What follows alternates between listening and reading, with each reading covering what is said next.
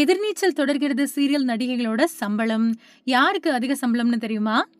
Sun தொலைக்காட்சியில ஒளிபரப்பாயிட்டு வரக்கூடிய எதிர்நீச்சல் தொடர்கிறது சீரியல் எல்லாருக்குமே பிடிச்ச ஒரு சீரியலா இருக்குது. இந்த சீரியல திருச்செல்வம் இயக்கிட்டு இருக்காரு. பெண்கள் வீட்டுக்குள்ள சமையல் அறையில மட்டும் ஆதிக்கம் செலுத்தாம அவங்க நினைச்சா எந்த உயரத்தையும் அடையலாம் அப்படிங்கறத சீரியல்ல அழகா சொல்லியிருக்காரு இயக்குனர் திருச்செல்வம்.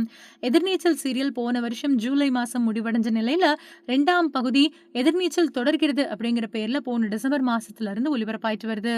இந்த சீரியல்ல ஃபர்ஸ்ட் சீசன்ல நடிச்ச எல்லா கதாபாத்திரங்களும் எதிர்நீச்சல் தொடர்கிறது சீசன்லயும் நடிச்சிட்டு வராங்க. ஆனா ஜனனி கதாபாத்திரத்துல நடிச்சிட்டு வந்த மதுமிதாவுக்கு பதிலா பார்வதி அந்த ரோல்ல நடிச்சிட்டு வராங்க.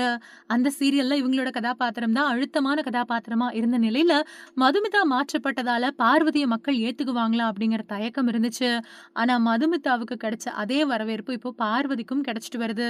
இந்த சீரியல் நடிச்சிட்டு வரக்கூடிய நடிகர் நடிகைகளோட சம்பள விவரம் வெளிவந்திருக்கு. இந்த சீரியல்ல வேலன் ராமமூர்த்தி, பார்வதி, கனிகா, பிரியதர்ஷினி, ஹரிப்பிரியா, விபு, சபரி, கமலேஷ், சத்யபிரியா, பாம்பே ஞானம், ரித்திக் ராகவேந்திரா இந்த மாதிரியான நிறைய பேர் நடிச்சிட்டு வராங்க. பரபரப்பா ஒளிபரப்பாயிட்டு வரக்கூடிய இந்த சீரியல்ல இப்போ தர்ஷனோட கல்யாண விவகாரம் போய்கிட்டு இருக்கு.